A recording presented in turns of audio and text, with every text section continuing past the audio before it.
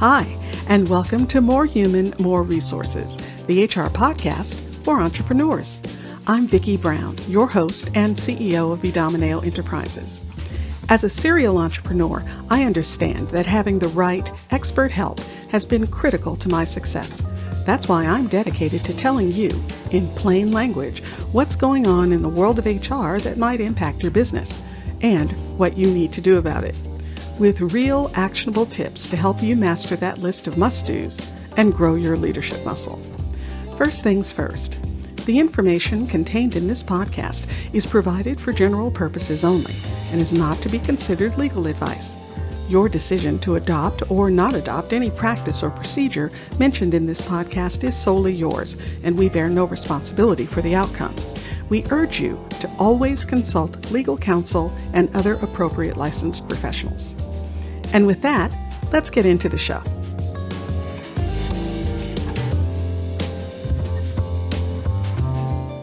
You're listening to Season 1, Episode 13. In this week's episode, our question of the day is what goes in the California New Hire Package. So, in this episode, we're going to take a look at the California New Hire Package documents, and I'll give you a quick overview of each. Now, first off, the offer letter. It lays out the elements of the offer: hire date, pay structure, position title, supervisor, etc., and it serves as the confirmation of the offer. Now, if the position is non-exempt, meaning eligible for overtime, you have to also complete and include the wage theft notice. Keep in mind, this document is for non-exempt employees only. The package for exempt employees won't have the wage theft notice. Next up, we have the employment application. This is a really important legal document for the company. It gathers relevant information about the candidate and provides an overview of the company's hiring policies. Remember, California applications cannot ask for information regarding prior salary history. And also, it's best to leave off questions about date of graduation. Why? Well, because you might be able to infer someone's age, and that could run afoul of anti-discrimination laws. The next 4 items are related to background checks. If you run background checks on job candidates, and we recommend that you do, you must provide them the required notices and get their authorization to run the background check. You'll receive specific documents from your background check company, such as federal and state disclosures and summaries of the individual's rights. Now we get to the tax forms. There are actually 2, one for the feds and one for the state. And it's important to have the employee complete both because each entity has their own withholding tables and categories, and they don't overlap. Then there's the I-9 form. It's the federally required authorization to work in the U.S. All employees must complete this form on their first day of employment. You'll need a personal profile or something similar to collect important information on the candidate, such as emergency contacts. And as a courtesy, include a listing of the current year's pay dates. The company's pay dates are also stated on the required employment posters, so this is optional, but it's a really nice to have.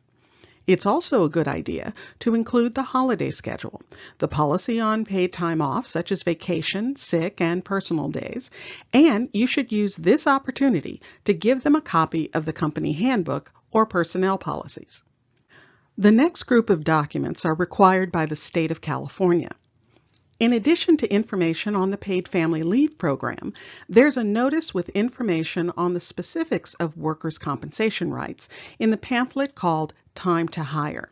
And don't forget the details on California's disability program. And finally, notices outlining the rights of those who have been sexually harassed or are victims of domestic violence, sexual assault, or stalking should also be included. Now, if your workers' compensation insurance company provides a medical provider network, or MPN, you must also include the MPN information. And it's a great time to distribute the Injury and Illness Prevention Program required by Cal OSHA.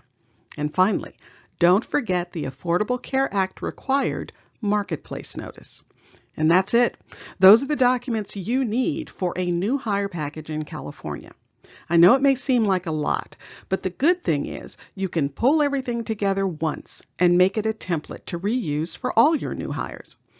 I can help you with that. I put together an onboarding checklist to guide you through what happens when. The link is in the show notes, so be sure to grab your copy. If you found this information helpful, please leave a review and tell a friend. Thanks for spending the time. Until next week, same time, same place.